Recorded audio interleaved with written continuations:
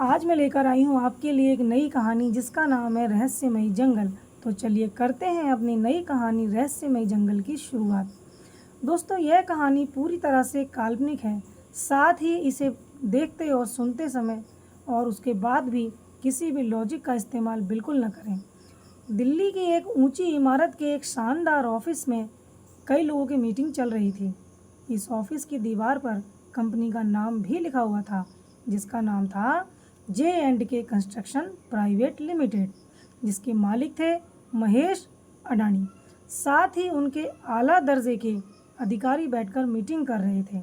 Metro train chief director Sanket ji, chief minister secretary Mohandas ji, commissioner of police Atmaram ji. Mohandas, देखिए हमसे मुख्यमंत्री जी इसकी रिपोर्ट मांग रहे हैं।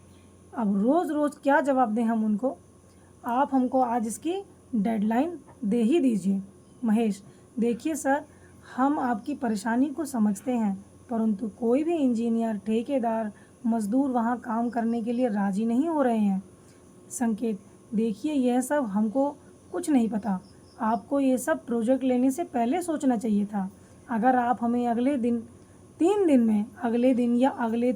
में हमें इसमें कोई प्रोग्रेस नहीं दिखा पाए तो हम ये प्रोजेक्ट हम किसी और को दे देंगे। महेश जी ने अपने माथे पर आया पसीना अपने रुमाल से पोंछा। महेश, क्यों ना सर हम उस जंगल के एक तरफ से लाइन को घुमाकर मेट्रो की लाइन ले जाएं।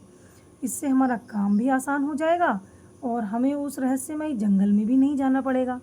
संकेत, हमारा बजट उसी जंगल के अंदर से लाइन ले जाकर तैयार किया गया है। आपके इस कदम का मतलब है कि बजट में करोड़ों रुपए की वृद्धि। इसके लिए हम तैयार नहीं हैं।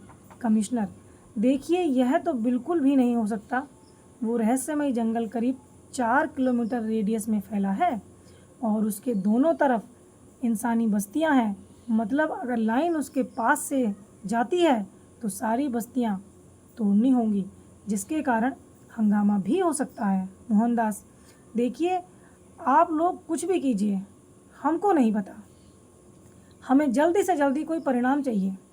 मीटिंग ख़त्म हो गई और महेश अडानी अपना सिर पकड़कर बैठ गए। जैसा कि सभी जानते हैं कि बड़े शहरों में मेट्रो ट्रेन शहर की जान होती है, जो हज़ारों लोगों की आवाजाही का साधन होती है। दिल्ली, मुंबई जैसे शहरों में ये बड़े आसानी से आपको सड़कों पे बने ऊंचे ऊंचे पुलों पर दौड़ती दिखाई दे जाएगी। अब इस प्रोजेक्ट को आगे बढ़ाकर सरकार ने उत्तर प्रदेश को नया तोहफा प्रदान करने की घोषणा की थी, जिसके तहत उत्तर प्रदेश में भी मेट्रो चलाई जानी थी। उत्तर प्रदेश में केवल गाज़ियाबाद तक ही मेट्रो चलती थी। यह आगे का प्रोजेक्ट था, परंतु इसकी सबसे बड़ी समस्या थी वो रहस्यमयी जंगल। कहते हैं उस जंगल में आज तक जो भी व्यक्ति गया है वो कभी लौटकर वापस नहीं आया, और यही J&K कंपनी की सबसे बड़ी परेशानी थी, क्योंकि कोई भी उस रहस्यमयी जंगल में जाकर काम करने को तैयार नहीं था। गाजियाबाद में रहने वाले 4 युवा साथी, सोनल, विहान, आलोक, निशा, इन सभी का रिश्ता दोस्ती से बढ़कर और प्यार से कुछ कम नहीं था। कुल मिलाकर ये सभी पक्के दोस्त थे। ये सभी पर्यावरण अध्ययन कर रहे थे। आगे PhD करने का प्रोग्राम था। सोनल, अरे कॉलेज की छुट्टियां होने वाली हैं, क्या प्लान है तुम सबका? विहान, तुम जहाँ कहो वहाँ चलेंगे। सोनल ने उसे कंधा मारा और कहा, चुप रहो, बकवास मत करो। आलोक, कहीं किसी जंगल में चलते हैं, जिससे हमारी रिसर्च भी पूरी हो जाएगी, साथ ही एडवेंचर भी हो जाएगा। निशा, ये सही रहेगा, क्योंकि छुट्टियों के बाद हमें अपने असाइनमेंट भी तो जमा करने हैं। सोनल, तो कहाँ चलें? विहान, क्यों ना हम अपने ही शहर के रहस्यमयी जंगल में चलें। आलोक, अबे पागल हो गया क्या तू? वहाँ से कोई लौट कर आया है क्या? सुना नहीं वहाँ क्या क्या होता है? निशा, सुना है, वहाँ पेड़ बातें करते हैं और अपनी पोजीशन बदलते हैं, साथ ही वो इंसानों का आना बिल्कुल पसंद नहीं करते। विहान, कोई मुझे बताएगा कि आखिर उस रहस्यमयी जंगल से कोई लौट के ही नहीं आया तो ये सब बातें किसने बताई? वहाँ पेड़ बातें करते हैं और अपनी जगह बदलते हैं। सोनल, बात में तो दम है। आलोक, तो तुम्हारे हिसाब से यह सब मनगढ़ंत कहानियाँ हैं? विहान, बिल्कुल। तो अब क्या कहना है तुम्हारा और तुम सबका? निशा, चलते हैं। आलोक, चलते हैं। सोनल, चलो फिर चलते हैं। विहान, ठीक है तो तय रहा। हम परसों यहाँ से निकलेंगे और वहाँ अपनी रिसर्च करेंगे, साथ ही लाइव स्ट्रीम भी करेंगे, जिससे लोगों को दिखा सके कि असल सच क्या है और कोई भी ये नहीं कहे कि एडिटिंग है। आलोक, ठीक है, डन। महेश, देखो कबीर, मैंने जो कहा वैसा ही करो और किसी को भी इस बात की कानो कान खबर नहीं होनी चाहिए।